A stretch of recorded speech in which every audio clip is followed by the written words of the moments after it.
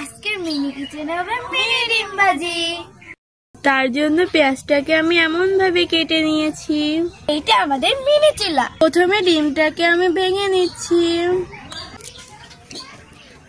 লবণ দিব, এবার আমি ঝাল দিব, মিক্সড করব, তেল দেব 1 চামচ। আমি কাটা পেঁয়াজটা এর মধ্যে দিয়ে দেবো। এবার আমি ডিমটাকে দিয়ে দেব।